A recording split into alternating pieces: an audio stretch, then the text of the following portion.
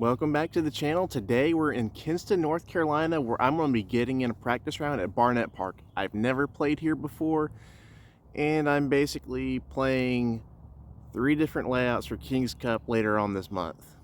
Like I said, I've never been here before, so I'm just going to take you through a practice round with me, and I'll voice out like what I'm thinking and whatnot. So let's get started. Alright, so hole 1 of the all-star layout is long, and I'm assuming also to the long basket, which you can't really see it from this angle, but it's on the other side of this ditch, and to the right it's an orange-red basket. I feel like for me, my play is going to be the gap on the left and just throw something like a putter or mid-range.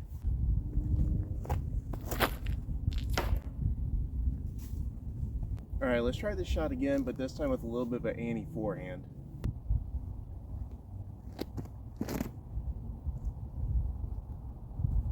That's it. Alright, that was a good shot. That was a good shot. So a good thing to do while you're playing a practice round, especially if you've never played a course before, is to actually take a look back down the fairway. Like roughly here where this blue trash can is where the first tee pad is. You actually can just see it just below that light pole. But yeah, the gap on the right hand side where I flex through is definitely much wider and gives me a bigger landing zone. Well, we have a very easy 100-foot upshot to the basket. And I'll be using this freshly dyed Casoplast bird from my newest sponsor, Surf City Disc and Dies.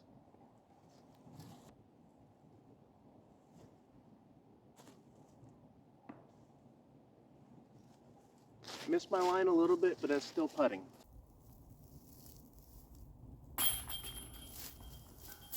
Alright, so hole 2 on the all-star layout is played from the short pad, and I'm assuming that there's probably only one basket position on this hole. But taking a look at it, there's one very tight gap on the left-hand side here, right through there. So I'm going to throw a comment and just try to keep it in the fairway.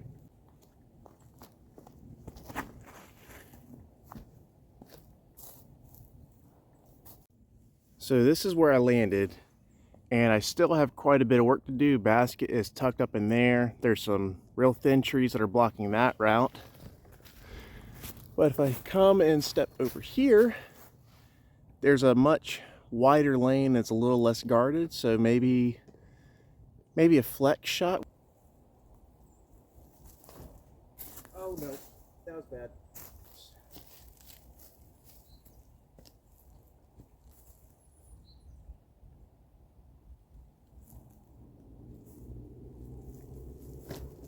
That's better.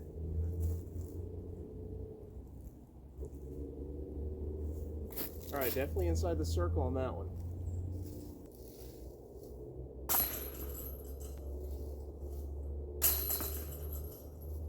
So hole 3 goes back downhill, and it honestly looks like a very similar shot shape to what I did for hole 1. So I think I'm going to go back with that forehand flex with the Eclipse Hex. That's a mouthful to say.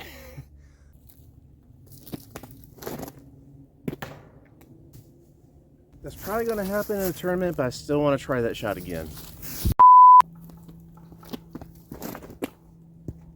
That's too flat.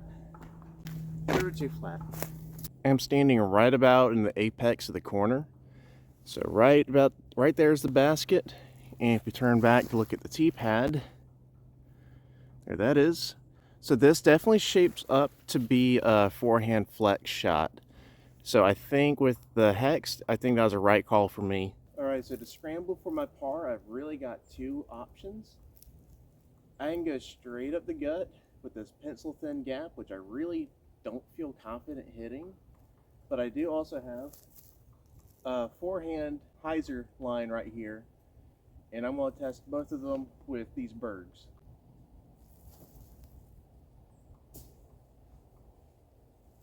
Okay, that one's parked, so that was good. So now let's test the one I'll probably throw in a tournament.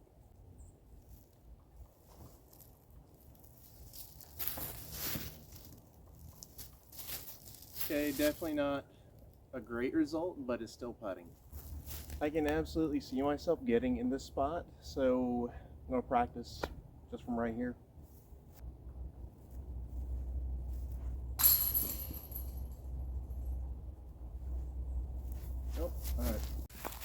Okay, this should have never worked. Like, this really should have never worked. Or I could just hit the top band and sabotage myself while being distracted with the camera. All right, hole 4, par 4, Mando right. I think I'm just gonna put this guy on a bit of anhyzer and just let it move to the right.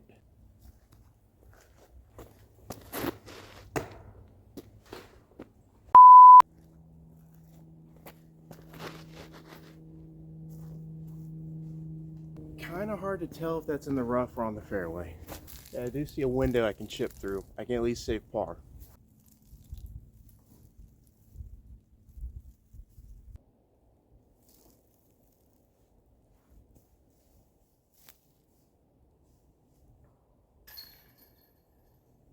Alright, hole 5, the all-star layout says it's being played short, so I'm assuming that means the short pad. Widest gap is on the right, so I'm going to go with a flex, or no, I'm going to go with a hyzer hex.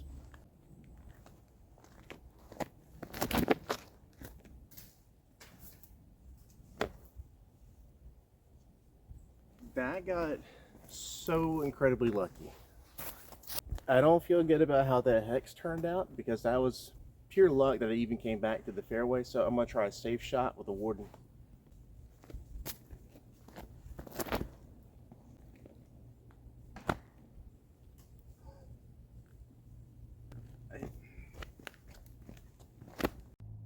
So the Warden and the hex, both basically the same distance from the pin, which is just on the other side of this hill.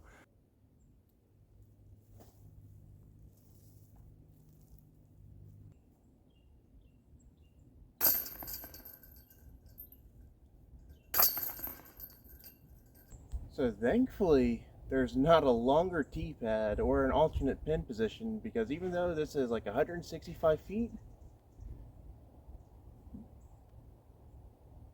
this is a trick shot. I mean, this gap is almost as wide as my shoulders. I'm definitely just going to want to take a 3 and move on. Really haven't given the heart much love today. I think a forehand flex would be probably my best option.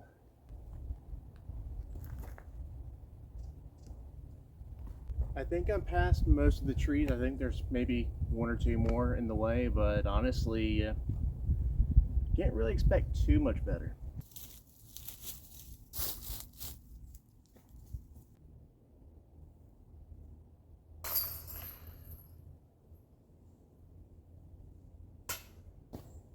Alright, hole 7, very guarded. The most open gap is this left-hand side, so I think I'm going to go anhyzer with a hex.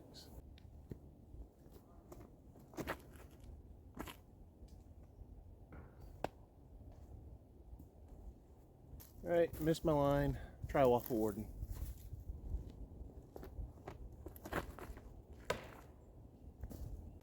Alright, 3rd time's a charm. Let's try Comet.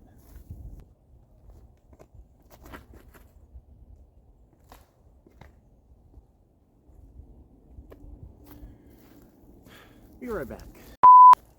Let's try a different approach and see if that works. Otherwise, this hole is just going to eat me alive.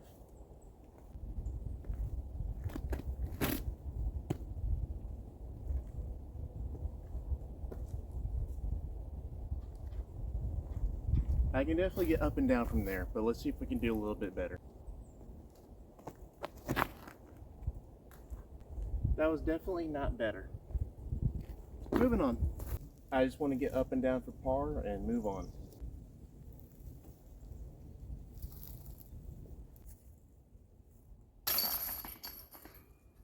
Hole 8, it says it's played long, so I'm assuming that means from the long tee pad.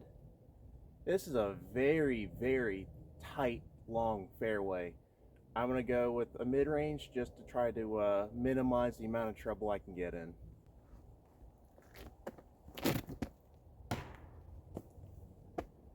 Thankfully it landed back in the middle. I really want to try that again though.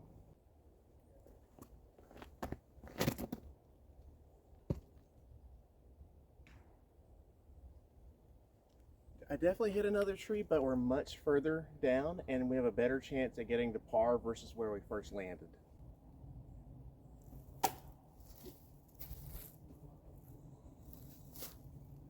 That'll putt even though I missed my line. Got a lucky tree kick.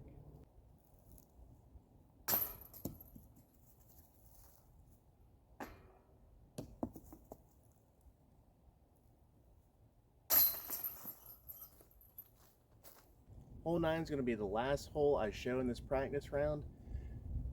Playing it from the short.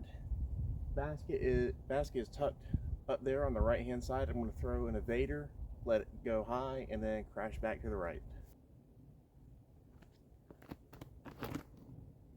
That's 2-turn.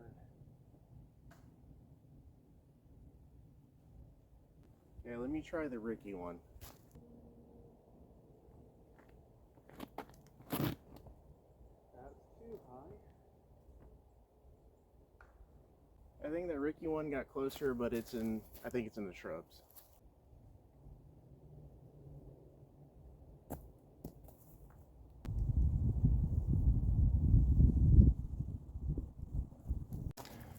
Well, the good news is both of these up shots are tap-in range. So that was the front 9 at Barnet Park playing the All-Star layout.